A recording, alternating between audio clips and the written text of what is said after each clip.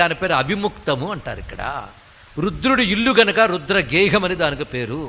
అక్కడ నేను ఎప్పుడు ఆనందంగా విహరిస్తాను గనక ఆనందవనం అని పేరుని శివుడు చెప్పాడు.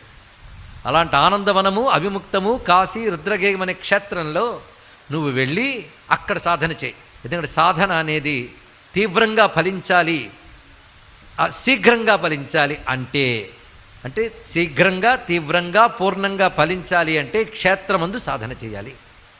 మన ఇళ్లలో మనం జపం చేసుకుంటే ఎంత చేస్తే అంత తెలుసుకోండి. ఇక్కడ ఎంత చేస్తే అంత, అది కూడా శుచి అయిన ఇంట్లో. శుచి అయిన ఇల్లు అంటే అంటు ఎంగిలి ముట్టు మైల ఇవి పాటించే సదాచార గృహంలో మాత్రమే దేవతారాధన ఫలిస్తుంది. ఆ ఆచారం లేని ఇంట్లో దేవతలు రారు, స్వీకరించరు. తీసుకోండి, దేవతలు పితృదేవతలు ఉండాలంటే సదాచారం ఉండాలి. కనుక సదాచారం ఉన్న ఇంట్లో చేసింది చేసినంత ఫలిస్తుంది.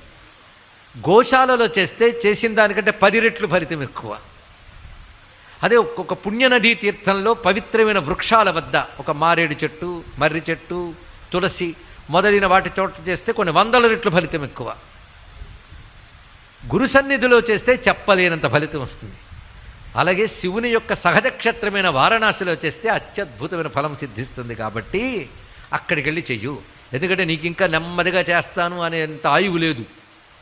తొందరగా సిద్ధించాలంటే క్షేత్రానికి వెళ్ళు. అందుకే ఎప్పుడైనా సరే సాధకుడు తన జీవిత కాలంలో వృత్తి జీవితం కోసం బ్రతకడం కోసం ఎంత బ్రతికినా కొంతకాలమైన క్షేత్రయాత్రలు చేయాలి. దేనికోసం?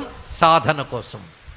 అంతేగాని అక్కడ మంచి హోటల్ చూసుకుని ఇక్కడి నుంచే ఆన్లైన్లో బుక్ చేసుకుని ముప్పూట్ల టిఫిను ఫుడ్డు ఎక్కడ దొరుకుతుందో అది చూసుకుని క్షేత్రానికి వెళ్ళడం కాదు.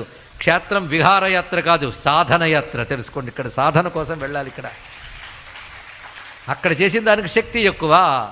అందుకే భగవంతుడే కావాలనుకునేవాడు క్షేత్ర జీవనాన్ని ప్రధానంగా కోరుకుంటాడు. ఇక్కడ